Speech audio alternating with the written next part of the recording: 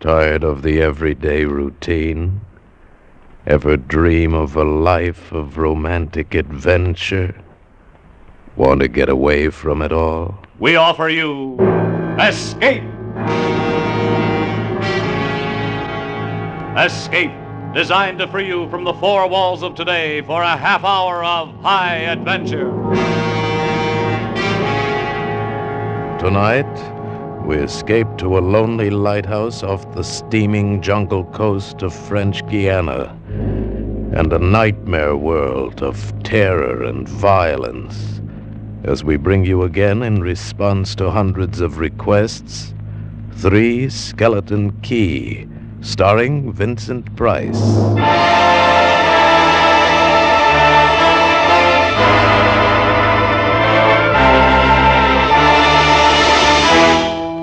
Picture this place. A gray tapering cylinder welded by iron rods and concrete to the key itself. A bare black rock, 150 feet long, maybe 40 wide. That's at low tide. At high tide, just the lighthouse, rising 110 feet straight up out of the ocean. And all about it, the churning water, gray-green, scum-dappled, warm as soup, and swarming with gigantic bat-like devilfish, great violet schools of Portuguese man-o'-war, and yes, sharks, the big ones, the 15-footers. And as if this weren't enough, there was a hot, dank, rotten-smelling wind that came at us day and night off the jungle swamps of the mainland. A wind that smelled like death. A wind that had smelled the slow and frightful death that came one night to this bare black rock. Set in the base of the light was a watertight bronze door, and in you went, and up.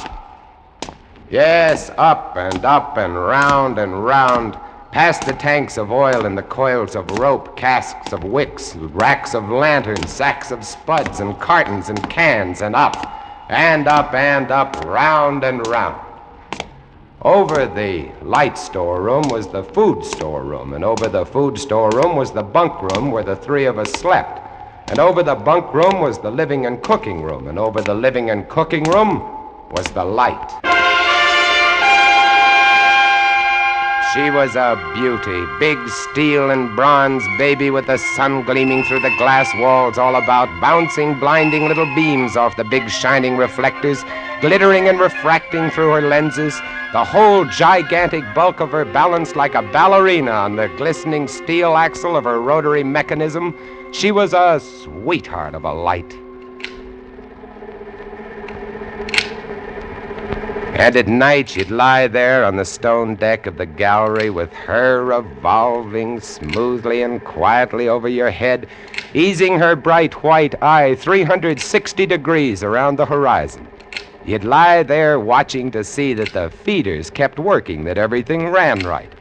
And it wouldn't be bad, the other two fellows snoring in their sacks 2 levels down. You'd smoke your pipe to kill the stink of the wind, and it wouldn't be bad.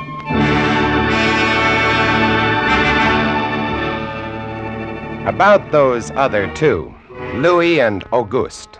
What a pair. Louis, he was head man, was a big fellow from the Basque country, black beard, little hard black eyes, and a pair of arms that I tell you, those arms were as big around as my legs. Yes, head man he was, and what word he let go was law. A silent fellow, and although I spent my first 2 weeks trying to strike up a real conversation, the most I could ever get out of him was... Jean, I took up this profession because I don't like people. They want to talk too much. It's quiet work, light tending. Let's keep it that way. You're getting to be as bad as Auguste. I thought maybe for once they'd send me somebody who That could keep was his Louis. mouth shut. And when he accused me of becoming like Auguste, I quieted down, because Auguste was the talkingest man I'd ever met. The talkingest and the ugliest. He was hunchbacked, stood 4 feet high, had red hair and big blue eyes. It seems he'd been an actor in Paris. Yes, indeed. Played in over 200 different productions, dear boy, at the Grand Guignol.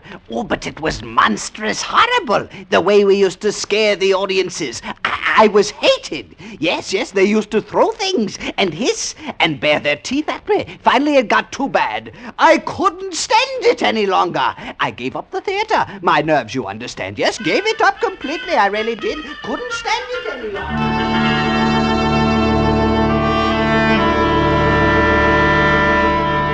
It all started one morning at 2:30. I was on watch, lying on the cool stone deck, pulling on my pipe, staring out at the blackness, the phosphorescent combers, and the big yellow stars, when out of the corner of my eye, I noticed something show up for a second, something the light had touched, far off. I waited for her to come around again, and when she did, there it was. Three-master, a big one, about a half-mile off and coming down out of the north-northwest, coming straight for us. You must understand, our light was where it was for a very good reason. Dangerous submerged reefs surrounded us and ships kept clear. But this one, this sailing vessel, was coming straight on. I went over to the gallery door and yelled, "Louis! Louis!" Couldn't understand it. I waited for the light to come around again. What is it? Ship headed for the reefs! Coming right up! I had the glasses out now. I couldn't read her name, but I could see her quite plainly. All sails set, the foam creaming away under her bow, her beautiful lines. A Dutch ship, I guessed her. But why didn't she turn? Every time it passed, our light hit her with the glare of day. Ship? Where? North-northwest. The light will touch her in a moment. Can't they see? Look at her. She just keeps coming on. Yeah, the squarehead. What is it? What is it? Watch north-northwest. I know what it is. Huh? What? The Dutchman, the Flying Dutchman. We did a play about her once. Oh, what a performance. You ghastly galleon, hag-ridden, curse-driven, must on. Shut up, will you? She's luffing. Yes. Sloppy way to come about. She's derelict, that's it. Derelict? Abandoned. The crew left her for some reason or other. But instead of sinking, she's gone on, running before every wind. She'll not run long. Not with these reefs to break her up. A beautiful ship. Now, why would men leave a beautiful ship like that? She didn't ram us, although we all expected it. But as we waited for the crash, she luffed again, caught some odd gust, and went about. We watched her the rest of those black hours, heeling and rocking, pushed and pulled by every stray wind, every freak current. Watched her until the dawn came, till the sea turned from black to a pearly gray. And on she came again, heading for us. We all had our glasses trained on her now. Auguste, you can kill the light. Right, Chief? She doesn't look so good by daylight. Think she'll ground this time? What? I say, do you think she'll ground this time? Huh? This is impossible. Absolutely impossible. What? Here, take my glasses. They're better than yours. All right. And what is it you're... I had to focus, and then my breath froze in my throat. The decks were swarming with a dark brown carpet that looked like a gigantic fungus, but undulating. And on the masts and yards, the guys and all were hundreds, no thousands, I don't know, an endless number of enormous rats. See them? Yes, I see them.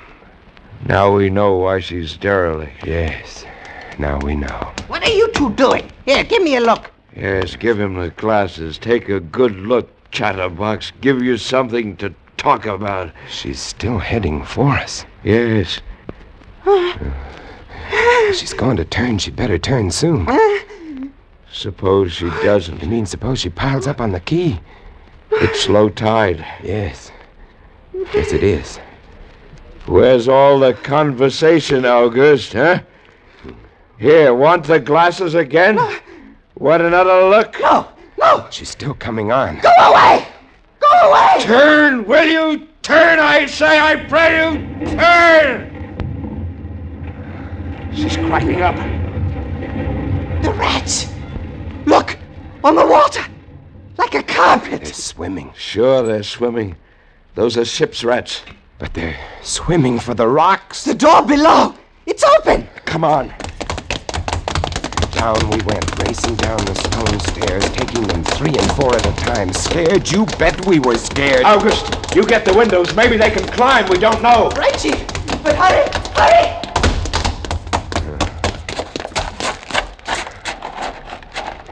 Look. See them? No. Oh, yes, I do. Up at the other end of the rock. Look at them. Millions. They smell us. Here they come. Close the door. Can't it stop? Here. Let me. Oh, move, you move. Heave. Made it. Holy. That was close. One got in. Look, there. Get it! Watch him. He's kicking. He was as big as a tomcat, bigger. And his eyes were wild and red, his teeth long and sharp and yellow. He went for us, starving, ravenous, and we fought him, fought that one rat all over the room. It was, oh, believe me, I do not exaggerate, it was like fighting a panther. Got him. We better get aloft. As we ran up the winding staircase, we passed the tiny windows of the various levels, and at every one was a thick, wriggling, screaming curtain of brown fur. I was ahead of Louis, and I dreaded each successive level. Suppose they had found a way in. Look at them! Will you look at them? It's a nightmare. Will you look at them? The air of the gallery was thick and fetid with the stink of them. The light was dim, brown, filtered through the crawling mass that swarmed over the glass all about us. We could not see the sky. Nothing but them. Their red eyes, their claws, their wriggling, hairy snouts, and their teeth. The rats. They screamed and howled and threw themselves against the glass. They were starving. And we three, we stood very quietly. Oh, very, very quietly in the center of the classroom under our beautiful light. And we waited. What can we do? What can we do, Chief? Take it easy, old man. Take it easy. I just can't. It won't do any good to stand here and shake. That's right. Anybody want a cigarette? Yes, I'll have one, thank you. Good boy. We've got to keep calm about this thing. Here's a light. They don't like the fire, do they? Guess not. Give me another match. You don't like that much, do you, I say? Don't rile them, Auguste. Give me some more matches. I'll strike them and strike them and strike them until they get scared and go away. They won't go away. Not until... Finish it, Chief. Not until what? Not until they've been fed.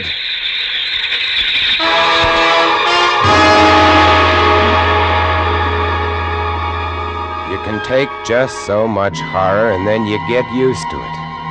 And they were interesting to watch, you know. They couldn't understand the glass. They could see us and they could rush at us, but that thin, invisible barrier held them off, stopped them.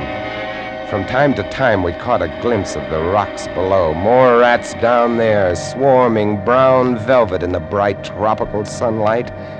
And then the tide began to rise. If only it had drowned some of them. Ship's rats don't drown. No, sir, you cannot drown one of them. They're all climbing up the tower. This bunch around us is getting thicker. Say, what's the time? 6:15. You've got first watch, John. Right. Wake me at 10. I will. Come along, Auguste. It was getting dark. One side of the room was lit a soft, filtered red. Sunset through the rats. Oh, very pretty. I set the wicks, checked my fuel, and then lit the lamps. It caught them, lit them in their gigantic wriggling web of pale, hairless bellies, twitching red tails, bright eyes. Then I started the rotary motor.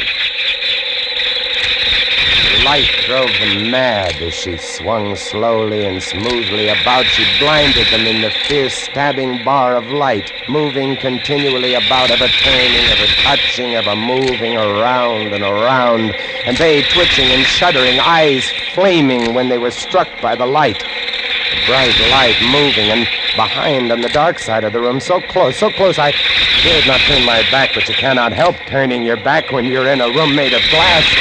On the dark side of the room, you could not see them, but only their eyes. Thousands of points of blank red light, blinking and twinkling like the stars of hell.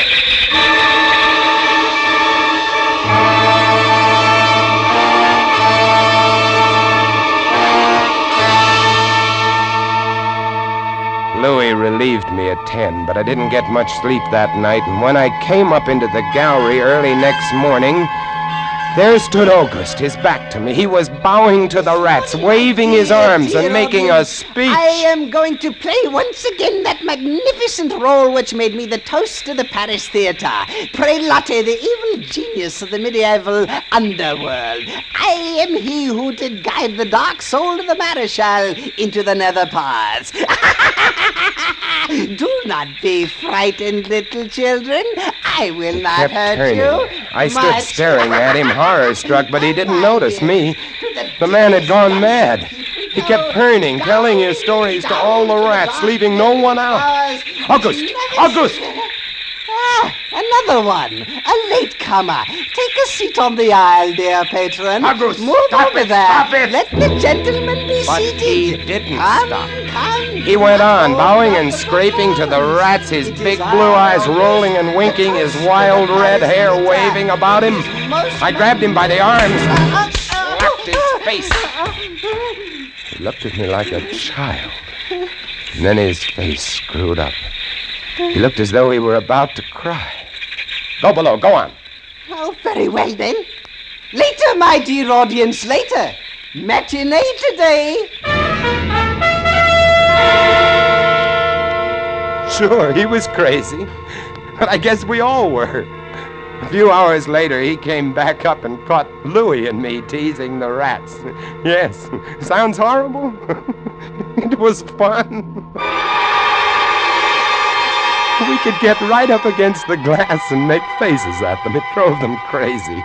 They would scratch away trying to get at our eyes. Louis was even cuter about it. He'd pull a piece of bread out of his pocket and press it against the glass. The rats would scramble into a solid ball, biting each other, clustering like grapes. From time to time, a whole knot of them would slip and fall 110 feet to the surf below. Look at the sharks! They're eating them. The sharks are our friends. Here, I'll get another bunch together. Here, my beauties. That's it. Pile up. Kill each other.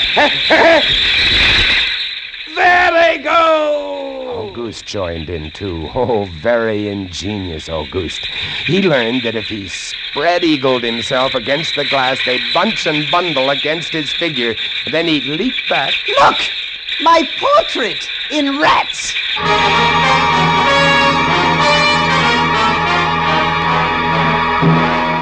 It went on all day, and then I was lying in bed. It was about midnight. I was very tired, and I was just beginning to fall off to sleep when I became conscious of a new sound. Couldn't figure it at first. I got up, lit the lamp, and went to the window. Even as I looked at it, I saw one of the panes begin to sag in. They had eaten the wood away. Louis, come quick! What? What is it? They found a way in. I held the glass with my hand. Now they were all going crazy, and assured of the success of this maneuver, were all nibbling away at the wood. Louis ran below and then returned with a large sheet of tin. We spread it against the window and hammered it into place. Even as we did so, we felt the heavy bodies thudding against the other side as the window gave way. That ought to hold. If it doesn't, we're done for. Rats can't eat tin. No, they can't. What was that? I don't know. It came from below. The storeroom window. They're in. They're swarming up the stairs. Drop the trap. Right. 2 of them got in. Let's go after them. We didn't have to go after them. They came at us. I leaped to one side and grabbed a marlin spike, swung, and smashed one in midair. No! I whirled to see Louis with the other. It had ripped his hand open, and the blood was pouring all over the place. He held his hand aloft and kicked at the snarling rat. I stepped and swung and got him. My hand! He got my hand! That's both of them, Louis. I'll get you something to tie that up. Blood! Look at it! My blood! I'm bleeding! Now, don't worry about it, Louis. Here, look. I'll wind this kerchief around it. It'll be okay. Blood! There, now. It's not bad, just the flesh. And then I became conscious of another new sound. They were gnawing their way through the wooden trap door. I watched the wood fascinated. Even as I did, it began to give way, and a bristling, whiskery nose showed through. Louis, we've got to go up. Next level was the living quarters and kitchen. I slammed the trap door there, too, but it, too, was wood. My blood. What are we going to do? I don't know. We'll be through this one in a moment. The gallery. The trap door in the gallery is metal. Good. Come on. We made it. We lay across the trap door, exhausted, while below us the rats took over the entire tower. I could hear them howling and fighting over our food supply, our water, our leather. And all about us, the others screamed and glared in at us, swayed in a tangled mass, hypnotized by the ever-turning light.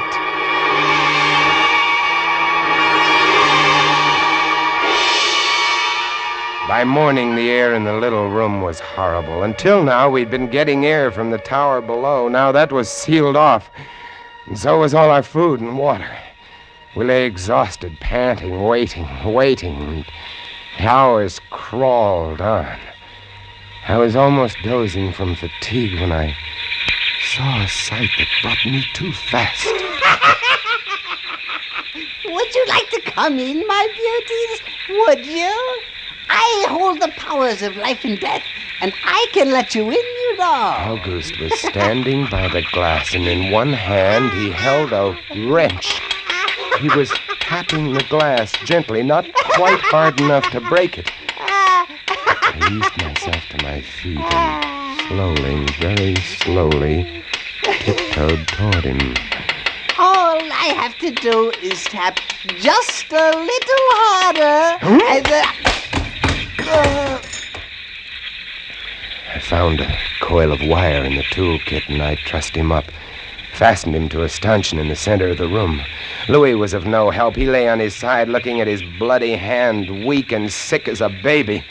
So there I was, a lunatic and a coward for company, and all about watching our little drama, the rats.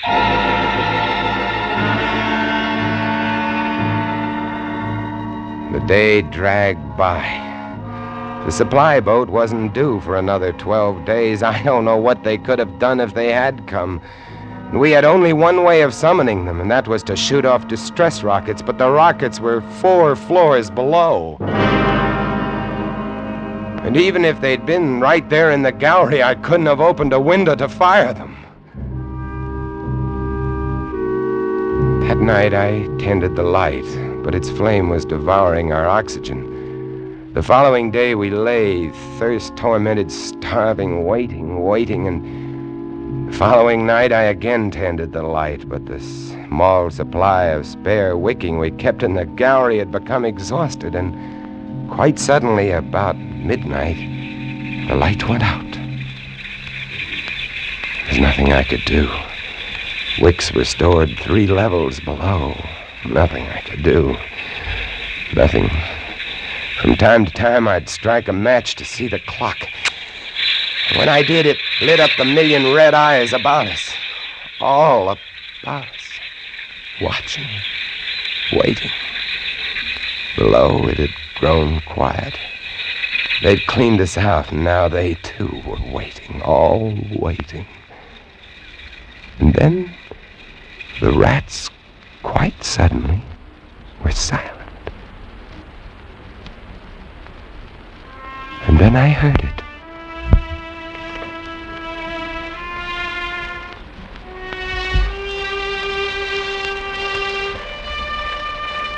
And then I saw the sky and the stars. The rats were gone. I went to the glass. Out there on the water, a small freighter, a banana boat, showing a few lights, came softly and innocently at us. The light was out. They didn't know. I wanted to open the windows to call out to them, to warn them somehow, but I was afraid. What if the rats were hiding from me, tricking me? So I waited. She grounded very softly on a reef not 200 yards from the quay. Grounded so gently that the man playing the cornet, was he a passenger or crewman off watch, didn't even stop playing. They tried washing her back off. I could have told them to save their fuel. The tide was rising, would have floated her free. And I waited.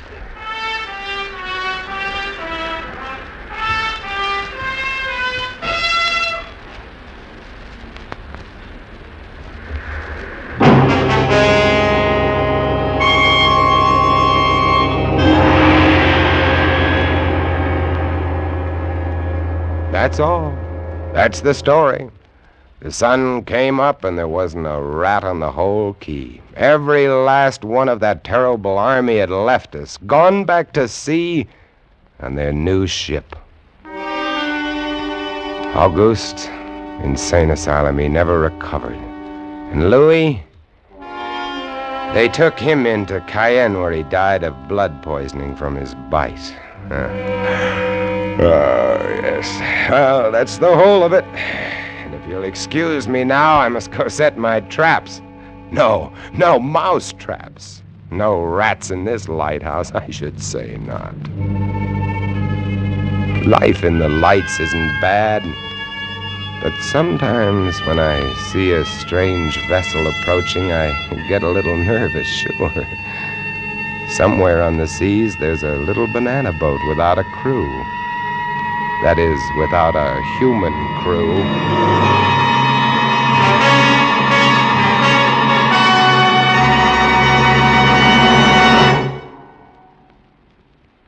Escape is produced and directed by William N. Robeson. Tonight we have presented Three Skeleton Key by George Toudouze, adapted for radio by James Poe and starring Vincent Price as Jean. Supporting Mr. Price were Harry Bartell as Auguste and Jeff Corey as Louis. Sound effects on Three Skeleton Key, created by Cliff Thorsness and executed today by Mr. Thorsness, Gus Bays, and Jack Sixsmith, have been awarded the Best of the Year by Radio and Television Life magazine. Harry Essman was at the control panel, and special music was arranged and conducted by Del Castillo. Next week,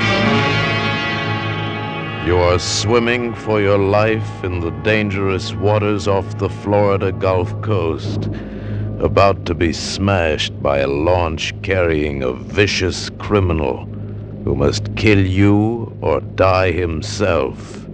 And on shore, 500 yards away, the police are waiting to arrest you for murder, and there can be no escape.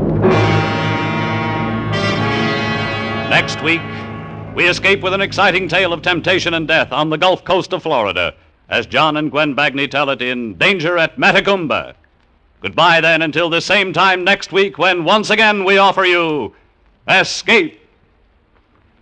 A patch of weeds, a boxer's biography, and a mild, lukewarm bath. They're all clues that lead the police of Jackson, Michigan, to a killer in the gangbuster story on CBS this Saturday night. It's the case of the double push, to be heard on most of these same CBS stations this Saturday night. This is CBS, the Columbia Broadcasting System.